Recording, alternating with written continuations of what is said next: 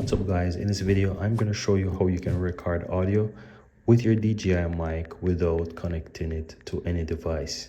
Now the first thing you want to do is to power it on. So you press and hold the power button right here until you see it shows up in blue right here. That means that it's on.